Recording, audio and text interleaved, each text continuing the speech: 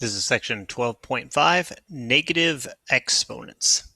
Now, in the last section, 12.1, we talked about dividing numbers that had the same base and different exponents. For instance, if I had x, black color, x to the fifth over x to the second, what we did is we minused the top from the bottom, we got x to the third. So if I have y to the seventh over y to the third, that would end up giving us y to the fourth power. If we had z to the ninth power over z to the eighth power, that would give us z. Notice all the numbers that we got on the last lesson were either positive numbers up here in the exponent, or we got a 0 on one of them. I believe it was like a to the ninth over a to the ninth. That makes a to the 0, which is equal to 1. But all of the exponents were, they were all positive or 0. So what happens if you get a negative exponent? That's what this section's about. Whenever we talk about negative exponents, here's the basic formula. A to the negative n is equal to 1 over a to the n. So negative exponents do not make negative numbers. Let me just take one for example. I'm going to say x to the negative 2 power. X to the negative 2, it's fine in that format. We can leave it like that. Totally cool. But if we wanted to change it to a positive exponent, what we do is take this negative exponent, we're going to take the entire thing and put it to the bottom, but notice the exponent changes to positive. So this x to the negative 2 would change to 1 over x to the second power. If I had y to the negative 3 power, that would change to 1 over y to the third power. So we take that exponent and we change the sign value on it and we put everything on the bottom. Now, that's the basic understanding of this negative exponent thing. So if I have, let's say, z to the negative 1 power, that would make 1 over z to the 1 power, or rather just 1 over z. That's the general rule for the negative exponent. Now, what if we have one where we actually combine them? So if I had x to the second power over x to the fifth power, and I wanted to simplify that, because they have the same base on the top and the bottom, we can subtract them. X to the 2 minus 5, that makes x to the negative third power. Then if we wanted to change it to a positive exponent, we would say 1 over x to the third power. And that would be the entire process. If I say y over y to the ninth, remember up here there's a 1 power. So 1 minus 9 makes negative 8. We can then change that to 1 over y to the 8th power. So you're always going to subtract the top number from or by the bottom number. So it's always going to be top minus bottom all the time, top minus bottom. Now, let's try a different example. Let's say I have x to the second, y to the negative 3. All right, well, only one of them is negative. So what we're going to do is we're going to move only this part down to the bottom of the fraction.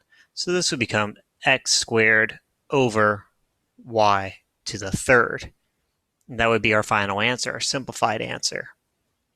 If I had x to the third, y to the second, z to the negative fourth, that would simplify to x squared, or I'm sorry, x to the third, y squared over z to the fourth power. So notice here, this was the only one that was negative, so we only put that one on the bottom. What if it was x to the third, y to the negative second, z to the negative fifth? In this case, we would move both the y and the z down to the bottom. And just like that. Now let me throw a little bit of a curveball. What if we have a negative exponent on the bottom? So let's say I have x squared over y to the negative third. We can have negative exponents on the bottom. In order to make all the exponents positive, I'm going to move this one up to the top. So this would become x squared y to the third. And that would be your correct answer if we wanted all the exponents in positive numbers. If I have x to the third over y to the second, z to the negative fourth, well, only this one has a negative exponent. So what I'm going to do is I'm only going to move that one to the top. This is equal to x to the third, z to the fourth, over y squared. So what happens is with all these answers, anytime you have a negative exponent, you move it on the other side of the denominator. So if I have a to the negative n, that would be 1 over a to the n. Or if I have 1 over a to the negative n, that would equal a to the n power. There's all this switching around we can do. So if you have a negative exponent on the bottom, move it to the top. If you have a negative exponent on the top, move it to the bottom. So example 1 wants us to simplify all of these by giving it positive exponents. So 3 to the negative 2 power, that does not become negative 9. Negative exponents do not make negative numbers. We have to move the 3 to the negative 2 to the bottom. And we replace the top with a 1. Now we can evaluate this. 3 to the second power is 9. So 1 over 9. So as you can see, negative exponents actually make smaller numbers. 3 squared is equal to 9, but 3 to the negative 2 is actually equal to 1 over 9. So it makes a smaller number rather than a negative number. Negative exponents do not make negative numbers. B has 2x to the negative third. This one, only x to the negative third has a negative exponent. If we have a number in the front, that's the number that's going to stay up on top. So this would be 2 over x to the third power. C, 2 to the negative 1 power. All the rules for this are to simplify. 2 to the negative 1 plus 4 to the negative 1. What we can do on this problem is we can simplify each individual one first. 2 to the negative 1 power would become 1 over 2 to the 1 power, but we don't write the 1 power, so we'll just leave it as 1 over 2, plus 1 over 4 to the 1 power. 1/2 plus 1/4, can't combine those, I need to do the LCD. Multiply top and bottom by 2 to get the LCD of 4. And that gives us 2 over 4 plus 1 over 4. And that gives us 3 over 4 as the answer. But D. So D says negative 2 to the negative 4th power. Well, remember, this is negative, so we have to change that and put it to the bottom. It'd be 1 over negative 2 to the positive 4 power. Notice this negative 2 stayed negative 2. Only the exponent changes sign value.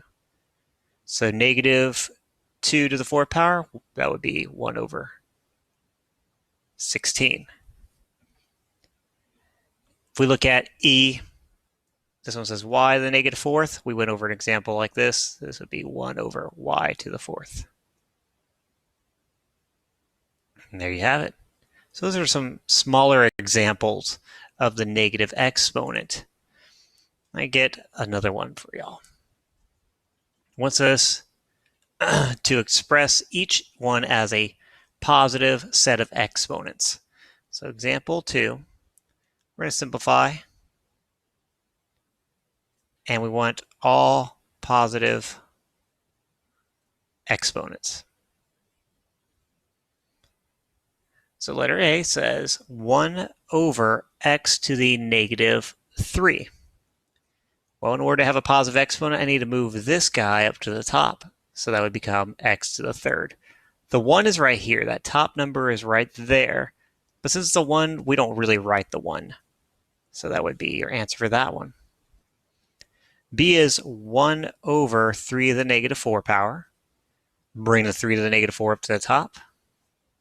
And 3 to the 4th power ends up making 81.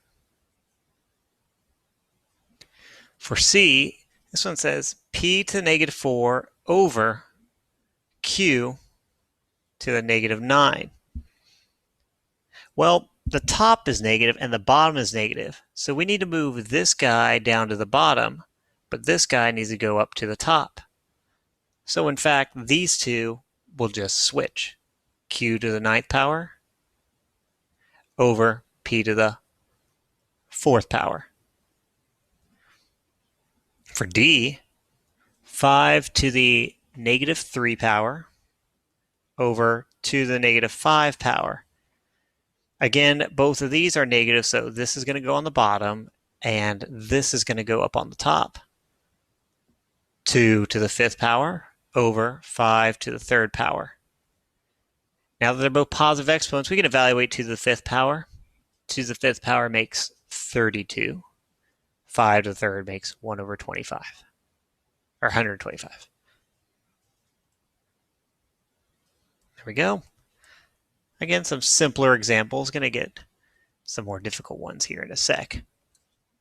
Let's try example 3. And it wants us to simplify. And again, it wants positive exponents. All right, so a, y over y to negative 2. Got to be careful with this one. Remember, we got to do this minus the bottom. So this would be y to the 1 minus negative 2. It's not, you don't want to put minus 2 because remember this is a negative. So it would actually be minus negative 2. We always subtract the top from the bottom. So what happens here is it becomes positive y to the 1 plus 2, and that makes y to the 3rd. So if we look at b, actually let me give you another example of that one. I'm going to make another one. Let's say I have x to the 6 over, we'll say x to the negative 4. So this would actually become 6 minus negative 4. So that becomes x to the 10th power, because this would be a 6 plus 4 when you subtract them. B says 3 over x to the negative 4. Bring this one to the top. 3x to the 4th power. Notice the 3 goes right in front of it. We don't do anything with the 3.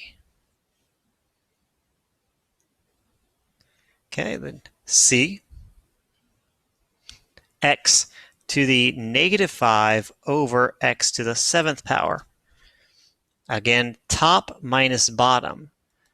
Negative 5 minus 7 more makes negative 12. And then x to the negative 12 makes 1 over x to the 12th. And then finally, D. Let's see, put a little separation here. Oops. D, 2 over 3 to the negative 3 power. Now, this one, we can distribute that negative 3 to both of them. And that gives us, that's from our 12.1 stuff, to the negative 3 over 3 to the negative 3. They each have a negative exponent, so this would be 3 to the 3rd power over 2 to the 3rd power. And you can evaluate each one. That would give us 27 over 8. Now, this process, like this flipping and everything, through practice, it's going to become easier. It just takes a while to get. Now, let's do example. Here's where they become a little bit more complicated. Example 4, simplify. And we want positive exponents again. Okay, and I'll explain why we usually want positive exponents, and then sometimes where we'd want to use negative exponents. Let's do A. it says y to the negative 3, z to the 6th power, all to the negative 6th power. Now we're combining everything we learned from 12.1 and all the way to 12.5. Remember 12.1 we learned we can distribute this to each one. So this would be y, negative 3 times negative 6 is 18. Z to the 6 times negative 6 is negative 36. Then if we want all positive exponents, z to negative 36 needs to go on the bottom. And there's your answer. For B, a little bit more complex, 2x to the 3rd, all to the 4th power, times x on the outside, divided by x to the 7th. Again, remember your rule that I told you way in the beginning of the semester. Simplify the top and the bottom separately before you combine them into one fraction. So for the top, I can see I can put this 4, and I can distribute it to the 2 and the 3. Remember, you have to distribute the 4 to this exponent and this exponent. And the exponent right here is a 1. So this becomes 2 to the 4th power, x to the 12th power, and then don't forget to write that x right here, all over x to the 7th power. We can evaluate 2 to the 4th power. That makes 16. And then x squared times x, again 12.1 stuff, that's a 1 power. And if we're multiplying them, we add those exponents. So this would be x to the 13th power divided by x to the 7th. Now that the top and the bottom are simplified completely, we can see that we can combine these two. X to the 13th divided by x to the 7th, we would subtract them. 16x to the 6th power. There you have it. We're combining everything that we learned from 12.1 all the way to 12.5. C. This is 3, a big fraction, 3a to the 2nd over b, all to the negative 3rd power. Again, for 12.1, we learned we can distribute here, here, and here. We have to distribute that negative 3 exponent to everything. 3 to the negative 3rd, a to the negative 6th power, 2 times negative 3 is negative 6, over b to the negative 3 power. As we have everything as negative, all this is negative, so I can move those to the bottom, and this one I can move to the top. So b to the 3rd over 3 to the 3rd, a to the 6th power. Almost done, we can evaluate that. That would be b to the 3rd over 27a to the 6th power. Let me go ahead and do D over here.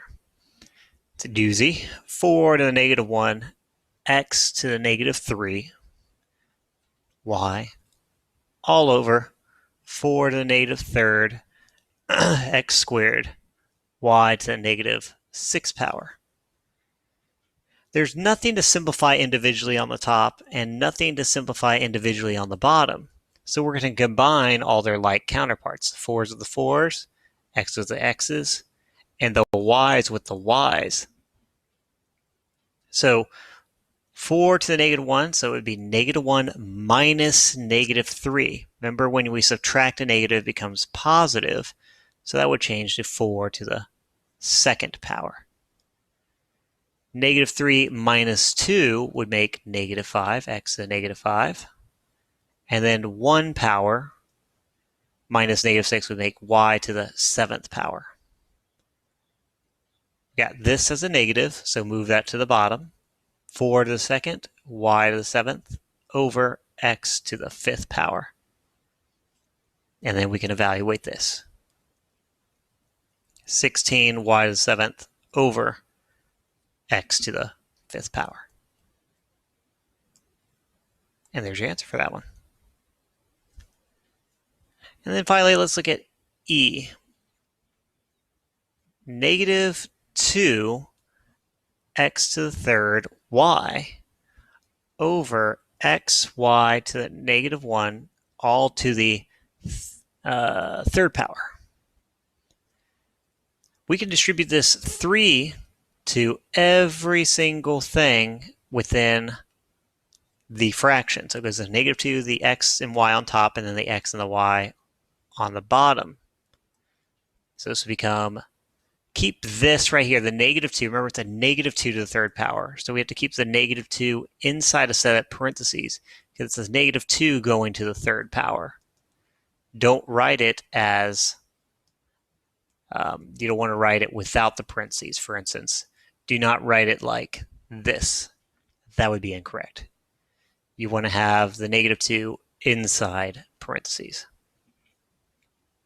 X to the ninth power, y to the third power, all over x to the third power, y to the negative third power. Distribute that 3 to every exponent. We can simplify this. Why not just simplify that first? Negative 2 to the third power is negative 8. And if we want to kill 2 birds, or 3 birds with 1 stone, combine these and these on the next step. So 9 minus 3 makes x to the 6th power. 3 minus negative 3. Remember, it's not 3 minus 3. It would be 3 minus negative 3. So that would give us y to the 6th power. And there's our answer. So a lot of these get a little bit more complicated, but again, through practice, these are going to get a little easier. Now, what I wanted to explain was why we use negative exponents and positive exponents. Sometimes we use positive exponents just because they're easier to look at, but sometimes I might want to have negative exponents. Remember, we have this freedom to change whatever we want. If I have x squared y to the negative 2, z to the negative 3, what if I said I want all positive exponents? I could manipulate this. This would become x squared over y squared z to the negative 3. Oh, not z to the negative 3, it'd be z to the 3 power. What if I said I want all of the exponents on the bottom for some reason? Well, we just need to move that to the bottom. 1 over x to the negative 2, y to the second, z to the third. What if I wanted them all back up on top? Well, move all of these to the top. X squared, y to the negative 2, z to the negative 3. We're back to square 1. What if I said I wanted all negative exponents? I'd have to move this to the bottom. Y to the negative 2, z to the negative 3 over x to the negative 2. We can see that like all of these are equal to each other. They're all just different ways of writing them. They're all technically correct. Maybe I want to have all positive exponents. Maybe I want to have all negative exponents. Maybe I just want them all on the bottom, or maybe I want them up all top. It just really depends on what your format is.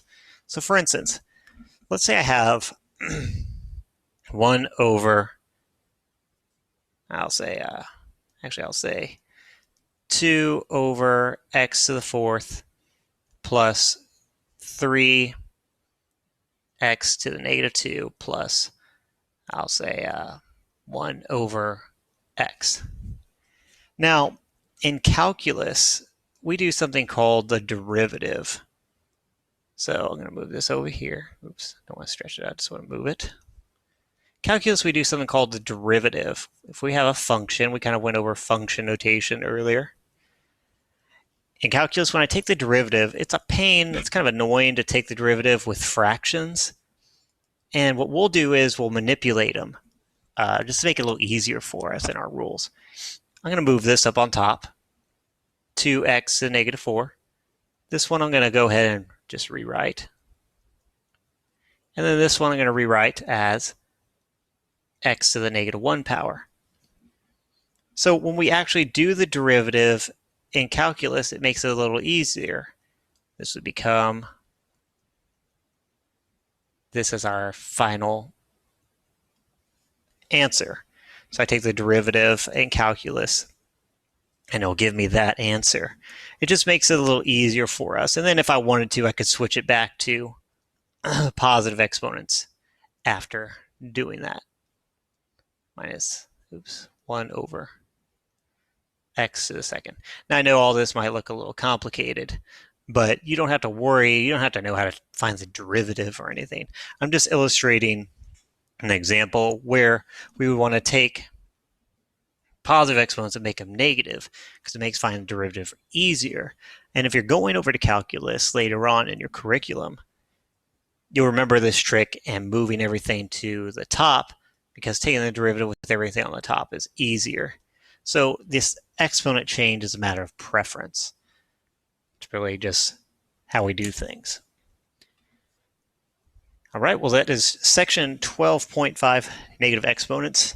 The next thing we'll be going over for 12.6 is going to be dividing polynomials, and that's the last and final section for the semester.